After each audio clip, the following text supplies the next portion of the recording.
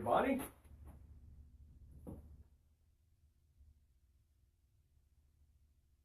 I'm about ready to get started. Today we're going to talk about some really interesting topic which affects most of the people that I work with, which is autoimmunity.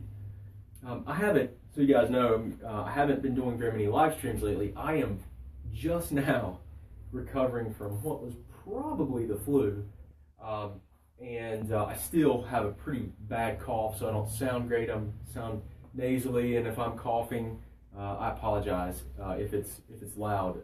But I'm just now getting to the point where I feel like I can talk again and I can teach. So hopefully I'll be able to continue doing our live streams that we've been doing and teaching you guys about a lot of the topics that you're interested in, and that can help you improve your thyroid function, dampen autoimmunity, and really just help you to improve your health.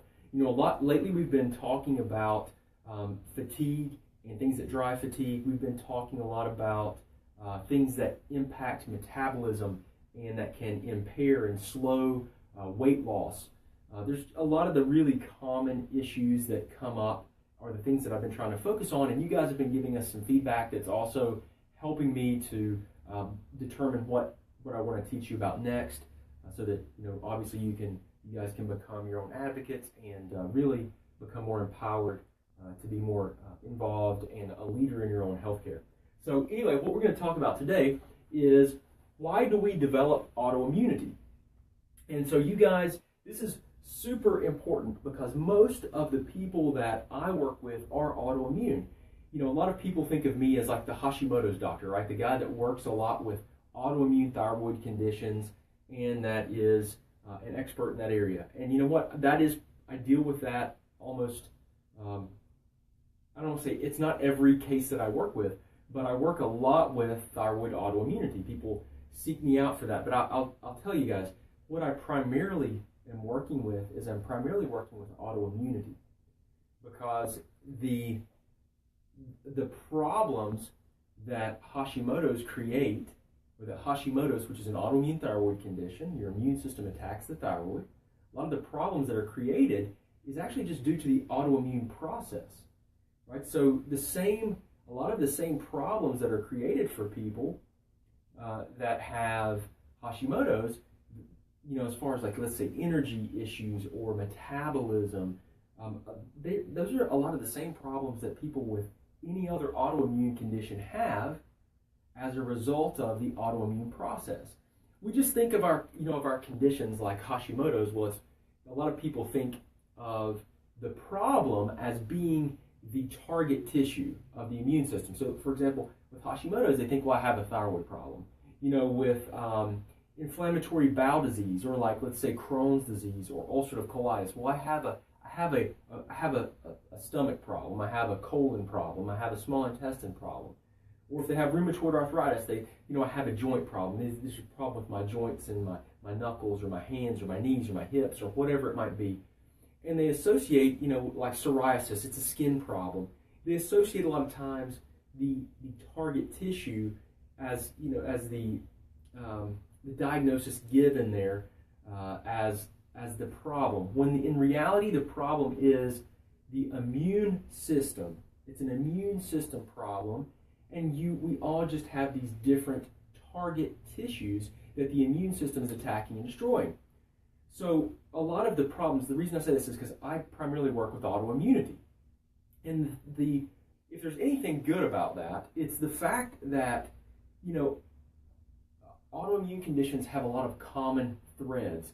So fortunately for us, no matter what the autoimmune condition is, we can look at these common drivers of the autoimmunity, or these processes, and we can use those to help us uncover a lot of the problems that are promoting the autoimmunity. And if we can identify those problems, we can work to remove them from your diet, your environment. We can do things to help calm down the immune system and really work to dampen and try to put the autoimmunity in remission. And what you'll find is that these autoimmune processes create a lot of the same symptoms for people. They decrease the body's ability to produce energy efficiently. There's just a lot of inflammation as a byproduct that just wreaks havoc on multiple systems in the body. You see fatigue and weight gain issues and brain fog, and a lot of the common symptoms that you'd see with thyroid dysfunction. So, guys, the most common thing that I see is autoimmunity in practice. Is as a primary problem, I'd say, is autoimmunity. And whenever we address the autoimmune process, we can see multiple improvements in someone's health at one time. And that's why really the thing too is that autoimmunity, it's really important to understand that autoimmunity expands to other tissues. It's not something that just sits still. It's not something that if you ignore it or you don't think about it, or if it's not bothering me, it's not such a problem right now, that it's just gonna go away, or it's just gonna stay the same. What we know is that about 50% of people that have one autoimmune condition have actually multiple tissues that are being attacked by the immune system, meaning they have polyautoimmunity. So about 50% of people that are autoimmune have autoimmunity to more than one tissue, okay? What that tells you guys is that autoimmunity expands to other tissues. And if you have one autoimmune condition, you're predisposed and you're actually more likely to develop other autoimmune conditions. So it's really important that if you're autoimmune, if you have Hashimoto's or Graves' disease or any autoimmune condition, psoriasis, vitiligo, doesn't matter what you have, the autoimmunity that you have, it's very important that you're aware that the autoimmune process, you can do a lot to identify what's promoting the autoimmunity, and there are definitely ways to work to dampen it and try to work on preventing expansion to other tissues. And actually, really improve your health. If you can identify these drivers and you can work to calm down the immune system, and that's where I see the most benefit in working in my population of clients that I work with, is identifying if someone's autoimmune. It's my first priority. What's driving the autoimmune process? My goal is to identify what's driving the autoimmune process, remove that from their diet, work with nutrition, food, and nutritional supplementation to help heal the systems and processes in the body that have been damaged or impaired due to prolonged autoimmunity, and then really help to get them back to more of a normal life where they have better and more vibrant health. And that's really guys, a really important thing that I want to talk about today. I mean, this is why do we develop autoimmunity? It's really important that you understand the three things that we know are required for you to have just to even develop an autoimmune condition. So we're going to talk about those here. And then once we talk about what these things are that you have to develop autoimmunity, I want to go into how can we determine the causes of these things here, okay? And that's where we're going to talk about these three different things that we can actually quantitatively test by using accurate immune testing. And you can absolutely determine a lot of the drivers of these causes of autoimmunity. So it's really important. It's something that we need to talk about, because most of the people that I work with, and a lot of you guys that have follow me and that really have learned from me, know that you have or have discovered that you're autoimmune, that you have Hashimoto's, or that you have Graves' disease. So this directly, this will directly relate to you and can directly help you to improve your health. And this is, quite frankly, one of the most commonly missed aspects of improving your health. That I see people that have Hashimoto's and Graves commonly, I don't want to say miss, but just not, they don't pursue or work up this aspect of their problem. So you'll see people that will change diet and they'll take supplementation, and you know what, that can help quite a bit with some of the problems we're going to talk about here. But the fact is that without really doing a systematic, focused workup of your problems, I've never seen anyone that let me put it this way. When we've done testing, immune testing, to work up the driving causes of autoimmunity, I've never seen once that the things that we did that were trial and error based, which is okay, like dietary changes and nutritional supplementation, I've never seen once that we had 100% accurately removed the foods or the things from the person's diet or environment that were promoting the autoimmunity. It's just too complex. So we can rely on very accurate immune-based testing so that we can be extremely specific, like pinpoint and remove those things and really help you to get results faster.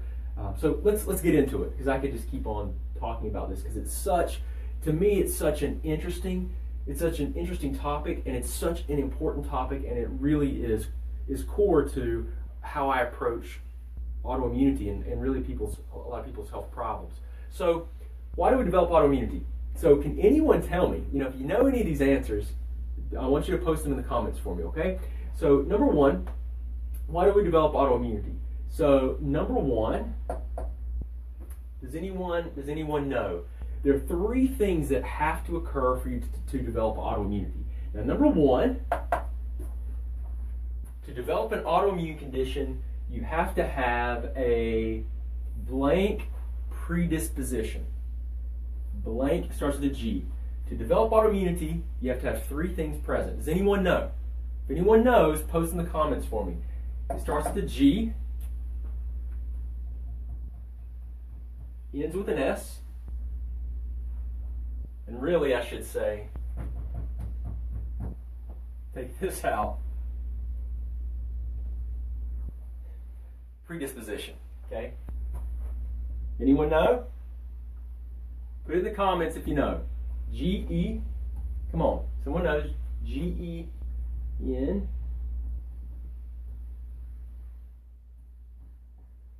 genetic predisposition, okay, number one. So it means that you have to have genes that can be turned on, that will basically allow you to produce antibodies against your thyroid peroxidase, your TPO, or your thyroglobulin, let's say in the case of Hashimoto's, okay? So you have to have a genetic predisposition. Lots of us have those. It's just that gene has to be turned on. Now, how does that gene get turned on? That's a question. That's a good question, right? So that's what these two things are going to tell us here. These two things are what allow this genetic expression to occur, okay? So genetic expression is one of three things that you have to develop an autoimmune condition. Now, what's the second thing? It's two words. This is actually the lay term, so it's in layman's terms, for something I talk about all the time, and you guys have heard me talk about a lot. Two words. Begins with an L. The second word ends with a T. So, does anyone know? Second thing, if you know, put it in the comments for me, okay? Guys, definitely put it in the comments. And guys, listen, if you like these videos and things that I'm talking about here, you like this topic, please share it, because what I'm doing is, as always with my other videos, the shares, that if I see a lot of shares on this video, I'm going to make more videos like this. If not, I'm going to talk about a different topic, okay? So please vote by sharing it if you like this topic and you want me to talk more about it. So, two different things. Two words here, right?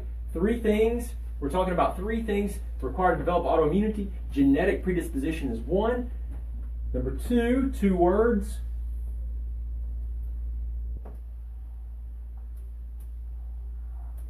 The second word is gut. Now remember, this is what's this? Anyone know? I know you know. You're probably posting it in the comments and I can't see. Begins with an L, ends with a Y. What is it?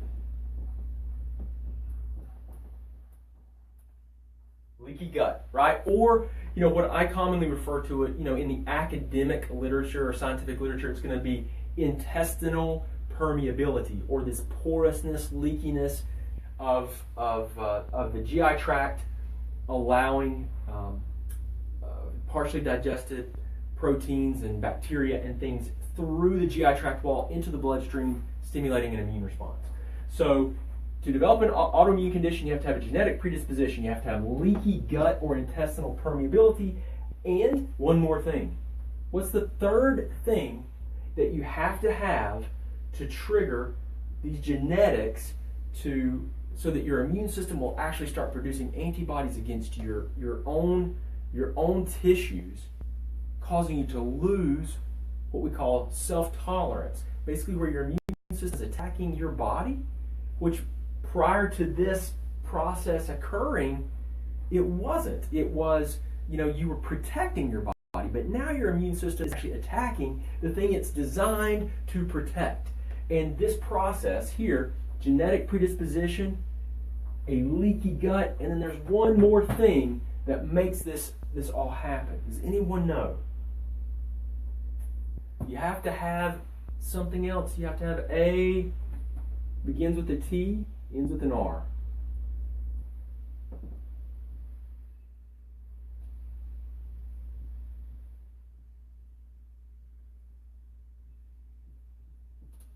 A trigger, right? You have to have a trigger. And so, but what I mean by a trigger is, so let's say you have leaky gut that's developed. Let's say you developed a leaky gut because you were extremely stressed. Now let me use even a more common scenario. Let's say that you just had a baby, okay, like just had a baby, and you had this great shift in hormones, because that's what happens after like the postpartum period where you have the baby, the hormones shift. There's all these hormonal fluctuations around childbirth, and after you have the baby, you have the shift in hormones. The shift in hormones, we're not exactly sure. We know that the shift in hormones it influences the immune system, and that it's more likely that after most of the time it's after childbirth, women are more likely to develop Hashimoto's, for example. And let's say that the shift in hormones contributed to, and the stress of childbirth, maybe you're not sleeping either, you're breastfeeding more, let's say the baby's crying, you're up more, you're not sleeping as well, so you have high stress hormones like cortisol. That causes you to develop more of a permeable or leaky gut, okay? And then during that period of time, now you have this leaky gut that's allowing the foods that you eat to very readily pass through into the bloodstream and trigger an immune response. And let's say that maybe there's a new baby, maybe you don't have the time to cook, and there's a lot of stresses that are going on. So maybe you're eating some foods that you wouldn't normally eat that might not be as good for you. Okay, let's just say, and there's a lot of different scenarios, obviously, but you're doing that, and let's say you're eating.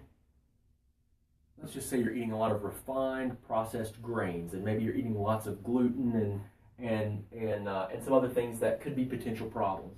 And that gluten, as it goes into your GI tract, because you've been under this stress and you've had this shift in hormones and you're not sleeping as much, now this gluten can make its way and pass through the GI tract wall, like larger, partially digested pieces of the gluten molecule, pass its way into the bloodstream where it shouldn't be yet. It should be thoroughly broken down by the digestive tract into amino acids, which are the building blocks of proteins. That's what your body actually uses to repair and build itself, are these little building blocks called amino acids, not the big protein. Okay, that's like the gluten protein, for example, the protein in wheat.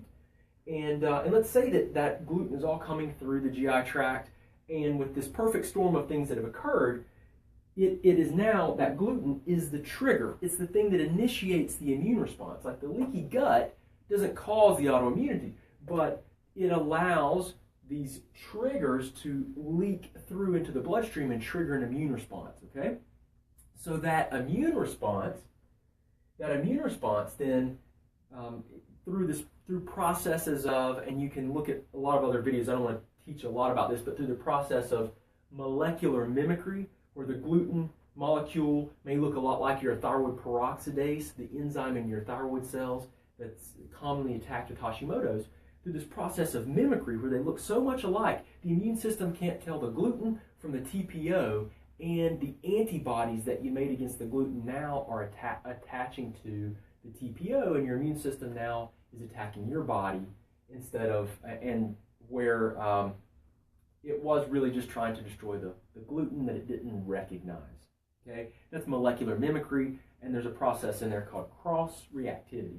But the main thing is that these three things are required to develop autoimmunity. So you've got the leaky gut, let's say, because of all the things that were going on around the pregnancy. You're eating foods that the proteins now are able to leak into the bloodstream, and that's the trigger. Now the immune system, because it didn't know what those big molecules of food were that shouldn't be in there, it responds to them, and then you start attacking your own tissues, and you had to have a genetic predisposition, which I think that most of us have predispositions to autoimmunity.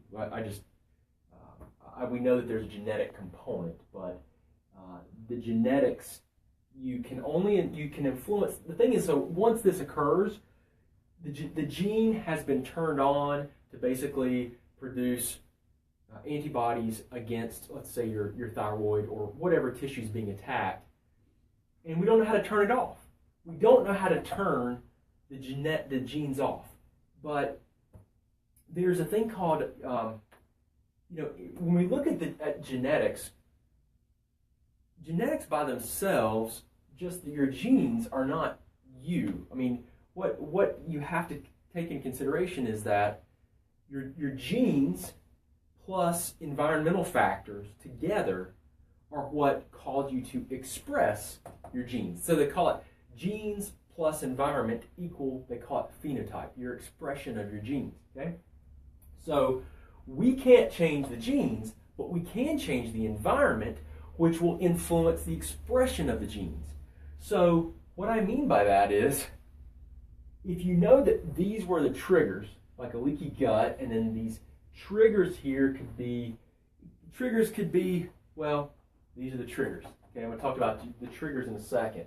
Because what we can do is we can, and the triggers are kind of like your environment, guys. These are the things in your environment that we can control. And if we control the triggers, we can change the genetic expression and dampen the autoimmunity. Okay? So what we have to do is we know, like, these are the things that the scenario that causes us to develop autoimmunity. But then, so how can we dampen, change the autoimmune process? Well, we've got to be able to influence the genetic expression.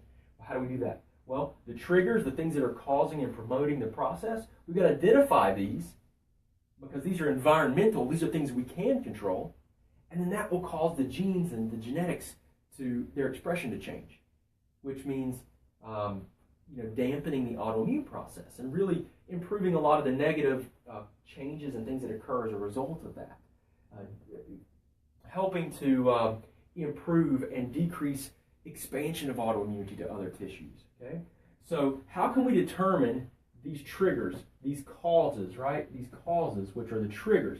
So there's basically, guys, there are three categories of triggers that you need to look at.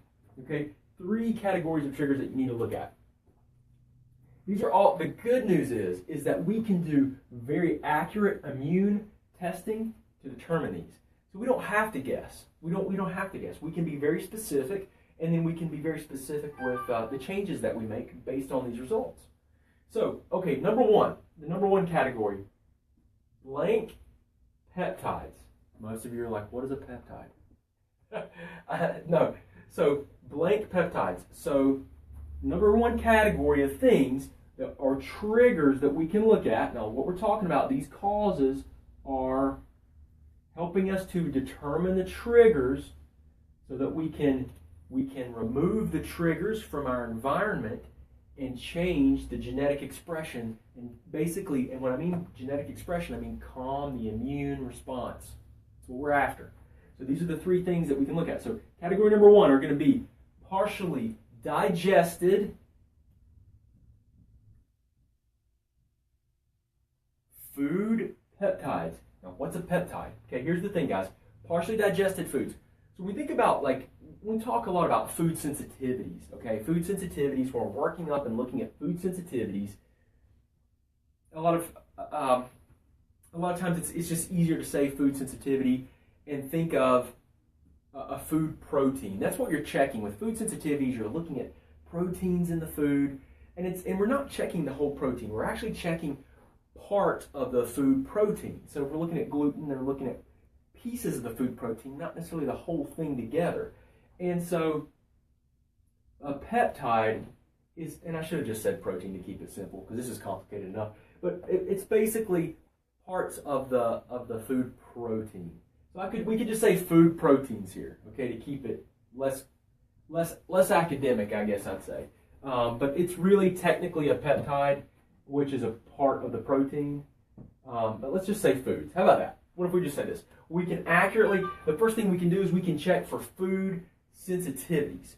Now, a really important thing to mention here, guys, people come to me, now, and this is, again, these are the things, the causes, the triggers of autoimmunity that we're looking for here. If we can identify these causing, driving factors, remove them from your diet, remove them from your environment, then what we can do is we can influence your genes and your expression of the autoimmunity. We can work to calm it down and really help to improve a lot of things. If we can, listen guys, if I can improve autoimmunity in most of the people I work with, they'll significantly improve in so many different things, because remember, inflammation is a byproduct of autoimmunity, and then it's just, some autoimmune conditions are just horribly debilitating.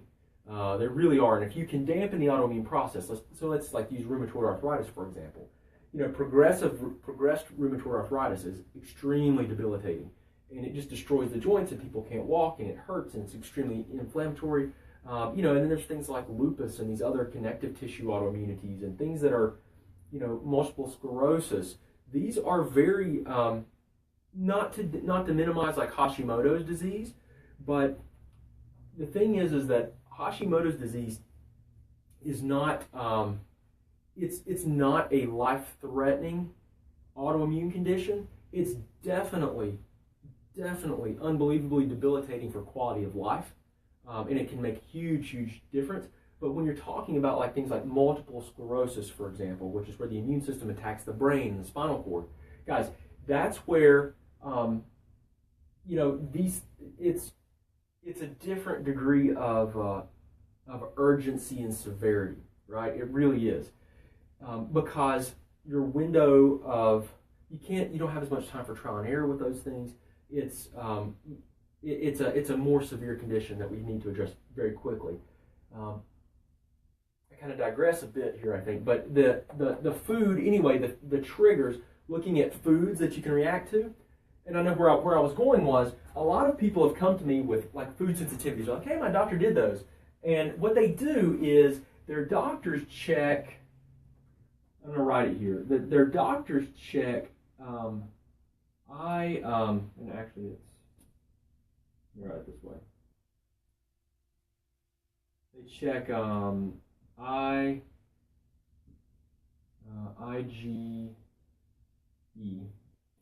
They check IgE antibodies, which are associated with anaphylactic shock. That's not what we're looking for in this model of healthcare. We're not looking for IgE, so mark that through. Not looking for the anaphylactic responses. What I'm looking for are IgA, IgG,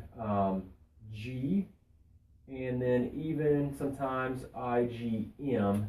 But for foods, I'm usually looking at IgG in most cases, or IgG responses for foods. These are different types of, like, basically they're called immunoglobulins, but basically just know that it's a way to check antibodies and different types of antibodies in the blood. So with food sensitivities, I'm usually looking at IgG. You can look at IgA, but IgG I think is the best. So this is one category that we'll use to determine triggers. Okay. Now the second thing that we're going to look at here falls under really. There's no other way to say it than to say it, I guess. Does anyone know what the second one is? It begins with a P. Anyone know? Third category of things.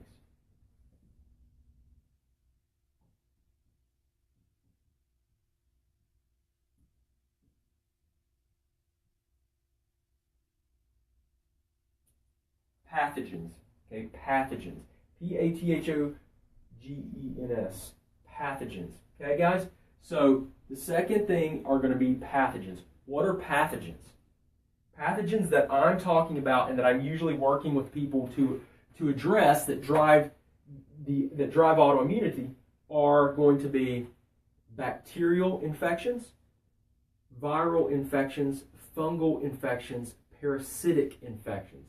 Where do we usually find these? Most commonly is the GI tract.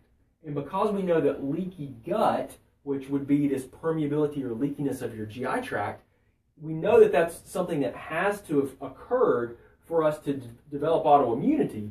The gut is a very reasonable place to look to investigate not only triggers of persistent and constant immune stimulation from something like a bacterial infection or a fungal infection or a parasite, those types of things, but it's also a way that if you find those pathogens, something there, that's also going to contribute to leaky gut. So you can actually rule out, two things at once. You can look at things that are going to promote gut inflammation and poor gut wall integrity. And at the same time, you can look for bacterial, fungal, and parasitic infections that can promote and stimulate the immune system and promote autoimmunity, okay? Because those are immune stimulating things. A lot of times we have these chronic infections that are there and they're just persistent. And our body, our immune system can't kill them. So what we have to do is, if there's a chronic infection like that, obviously we want to kill that infection, and then we want to heal the damage. I say like metabolic scars or the damage that's occurred to the body that has resulted from that infection. We utilize diet and temporary nutritional supplementation to help do that, and then that's where you really start to see the health improve. But that will help to remove the infection, for example, or thing. Let's say in the gut. Let's stay with that example. That's really promoting the autoimmunity. So pathogens, we look at the gut, but a lot of times we do immune system testing, like to look for viral infections and things that are also persistent, and then other types of infections that might be located other places throughout the body. Different types of dental infections, you can have infections, all kinds of different infections. We use various tests to help us work these up. But pathogens are a really important part of triggers and drivers of autoimmunity. So we want to work those up. Partially digested food proteins, pathogens, and then there's one more category. Does anyone know what our third category is? What do you think? Anyone have any ideas? If you do, post it in the comments for me, guys. And guys, if you like the video, please do share this with other people, because these are all concepts that people are not really exposed to, and it's really important, if we can, to share this information, teach people so that they understand there's more to autoimmunity than just taking anti-inflammatories, using steroids, and being put on biological medications, okay, like biologics, which are immune suppressing drugs that shut down your immune system so that it doesn't attack your body. But guess what? It also, those biologics also, they don't allow you to attack infections and other things. And it's we know that those medications have very, very dangerous side effects. So guys, we're talking about looking at root drivers of the disease processes here.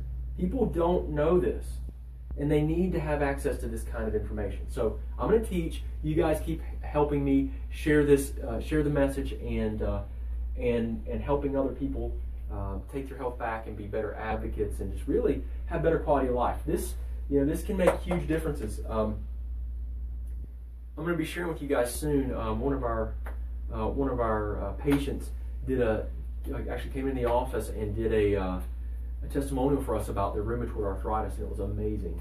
I had no idea, but I'll share that with you guys soon so that you can see it. It's pretty inspiring.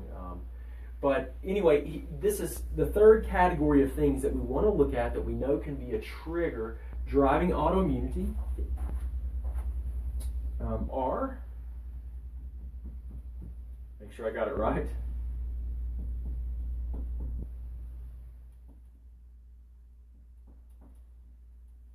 Chemicals, okay, in particular, environmental chemicals.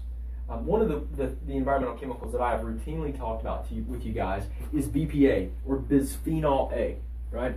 And bisphenol A, we know there's a lot of problems with these plastics. I mean, they do more than just stimulate the immune system. They even mimic estrogens and create a lot of other issues. They're actually considered xeno, like X-E-N-O, xenoestrogens, and they're just very nasty. But BPA, for example, we know has been implicated now with multiple sclerosis. And we can actually check, so we use some very advanced immune tests to help us evaluate if your immune system is reacting to these environmental chemicals. And if it's reacting to the chemical, it's different than if you just have a high level of the chemical, right? If you have a high level of a chemical in your body, it doesn't necessarily mean that it's a problem. You might be living with that chemical, as many of us do. Most of us have very high levels of chemicals and metals just because of our environment, how polluted it is today.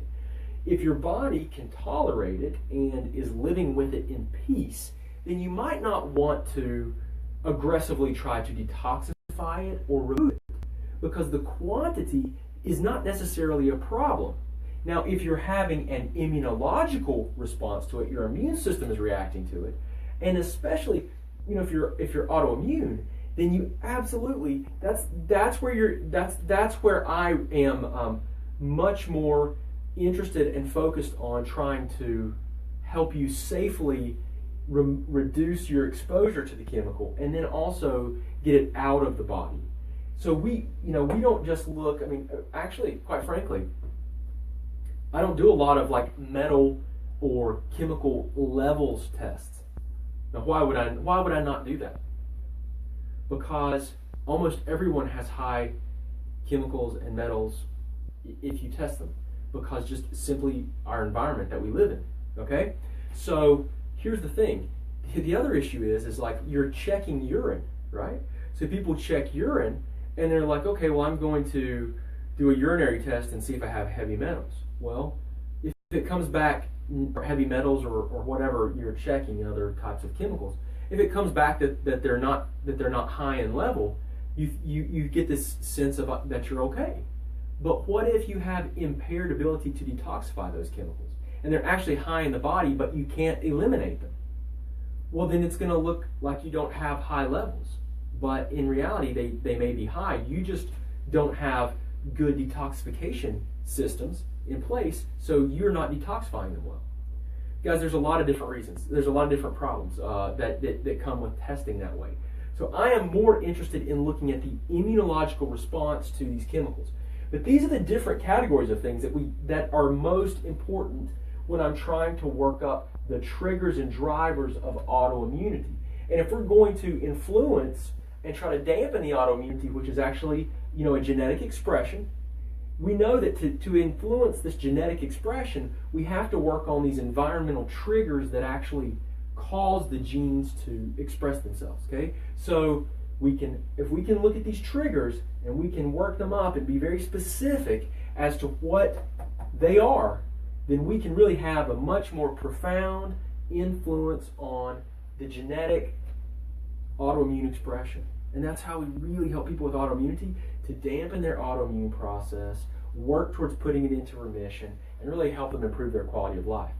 And guys, if you've worked with me or if you've seen me talk before, priority number one, no matter what you come in with, if you have an autoimmune condition, that's at the very top of my list. Number one, autoimmunity and inflammation is a super priority, and we have to address that. We have to address it. And this is the best way to do it, is to actually work it up and be pinpoint accurate with what's going on. I mean, if you want to get, you can do a lot of trial and error, but if you want to get, it's just, autoimmunity is serious business. It can expand to other tissues, and if you want to be like pinpoint accurate, you do very specific, good, accurate testing. So that's really what I wanted to share with you guys as far as the framework goes. Looking at autoimmunity, what drives it, understanding that you can investigate these triggers and really help you to get some control of it. Okay. Now I look at a lot more than autoimmunity. Obviously, I look at all the physiology as well as I can, and I try to work on multiple things at once. But this is like priority number one. And then I'm looking at other inflammatory markers, and I'm looking at anemia, and I'm looking at blood sugar dysregulation, and I'm working through issues with the gut and liver and vitamin and nutrient issues. But guys, there's a hierarchy of prioritization. If you chase your tail and that's why the most important thing to me when I'm working with someone is to develop a roadmap so that you don't get lost.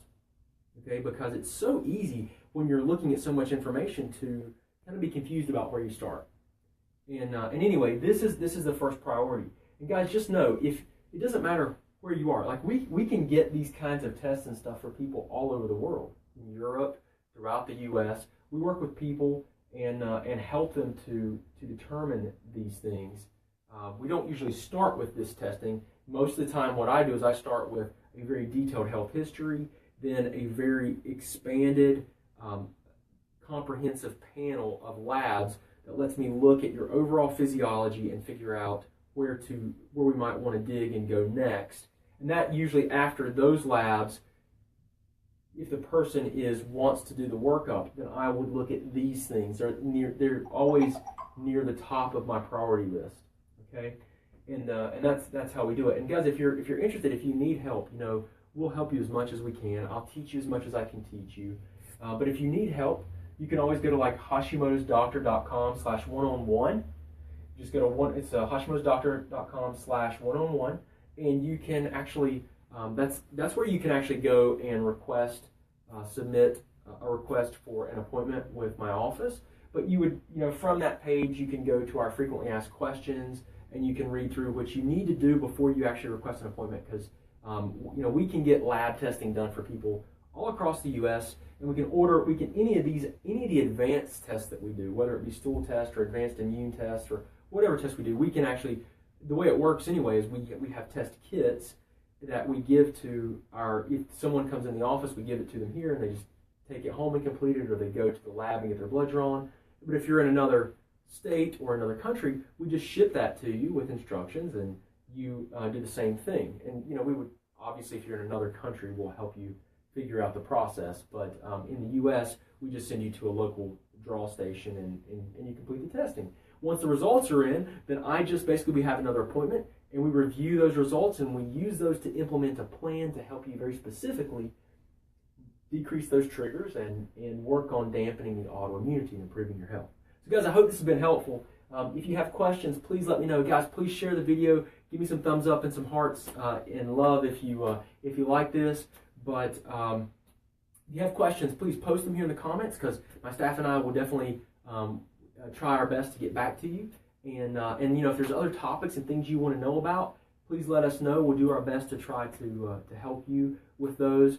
You guys, if you're not part of our, not like on our email list, you should be, because I'll tell you what, like every single week, usually on Thursdays, I think is when it comes out, we do one email per week that is summarizing the videos and things that we've published, that I've done on various topics. And all these live streams, they're actually not part of these videos. These videos are usually somewhere between 4 to 7 per week usually. And they're usually about 6 to 10 or sometimes 15-minute videos.